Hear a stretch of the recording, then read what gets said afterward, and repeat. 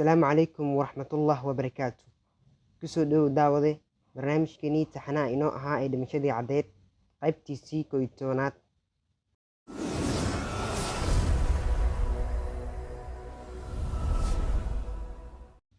Laakiin yaa sameeyey wicitaanka taleefanka? Aad ayay muhiim u tahay, ayuu dhahay Mudane Jenk. Waxaan doonayaa inaan ogaado hadda. Ma jeclaan lahayd inaad i raacdo Marwo Haaland? Haa, dabcan, Ana ayaa dhahday.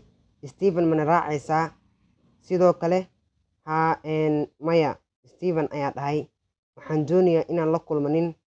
Waxaan u maleynayaa inuu na caawin karo. Hagaag, Ana ayaa dhahday. Laakiin goormee kula kulmi karaa? Waxaan doonayaa inaan kaala hadlo wax ku saabsan Xasaan. Hoteelka ma kuugu imaan karaa caawa? Maya, ma ahan caawa. Steven ayaa si degdeg ah u dhahay. Wejigiisa hadda wuu cad yahay, wuxuuna u muuqdaa mid daalan, xanuunsanna. Gacmihiisa iyo jirkiisa dhammaan xilliga oo dhan way dhaqaaqayeen. Iigu imaan hoteelka subaxii bye, ayuu dhahay. Wuxuuna u lugeeyey si degdeg ah, asigoo kasii baxaya maxkamadda. Ana iyo Mudane Jenk way daawanayeen. Sarkaal dambi baare Casiis oo u dhowaa iridda wuxuu asigana fiirinayay Steven. Cutubka 6. Ana iyo Mudane Jenk waxay la hadleen booliiska, laakiin booliiska ma u sheegin wax badan oo ku saabsan wicitaanka taleefanka. Dambi baare Casiis wuxuu wacay 2 ama 3 qofood, kadib wuxuu la hadlay Ana mar labaad. Markay Ana kasoo tagtay dambi baare Casiis, waxay dareemtay farxad aad u badan. Kadib waxay aaday xabsiga si ay u aragto Sahro. Ninkii ayaa u waday qolka Sahro. Ana iyo Sahro waxay fadhiisteen miiska. Ninkii wuxuu istaagay agtooda si uu u fiiriyo. Waxay ahayd maalin xun, hooyo. Waan ka xumahay, Sahro ayaa si degdeg ah u dhahday.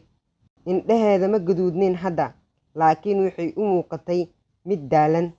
Gacmaheeda waxay u dhowaayeen gacmaha hooyadeed. Ma ahayn maalin wanaagsan, taasi sax maahano? Ana ayaa dhahday. Laakiin waxaad leedahay qareen wanaagsan. Waad og tahay, xeerbeegtadu way jecel yihiin asiga. Laakiin taasi may caawinayso hooyo, Sahro ayaa dhahday. Waxaa jirtay herointa ku jirta daawada cadayga. Sidoo kale tubada daawada cadayga waxay ku jirta boorsadeeda. Muxuu Mudane Jenk samayn karaa? Daroogadu waxay ku jirta boorsadeeda hooyo. Xeerbeegtadu way og yihiin taas. Ana waxay fiirisay si taxadir leh gabadheeda. Laga yaabay Xasan ayaa ku riday Sahra. Ana ayaa dhahday. Waad jeceshahay, wuxuuna u muuqdaa mid wanaagsan. Laakiin hooyo, waan jeclahay. Waxaan ku dhahay maxkamadda. Waad i maqashay. Xasan wuu i jecel yahay sidoo kale. Ma iibiyo mana soo gado herointa. Sahro waxay joojisay hadalkii, waxayna gacmaheeda saartay caloosheeda. Maxaa qaldan? Ana ayaa weydiisay. Waxay fiirisay ninkii si degdeg ah. Way xanuunsan tahay, dhakhtar u wac. Ninkii wuxuu u cararay qolka. Ana waxay qabatay gabadheeda.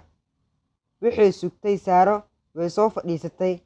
Wax kasta way wanaagsan yihiin hooyo, ayay dhahday. Wejigeeda wuu caddaa, laakiin waxay u muuqatay mid yar soo wanaagsanaanaysa. Waxay dhahday. Waxay dhacdaa mararka qaar. Aniga had iyo jeer waxaan dareemaa xanuun badan.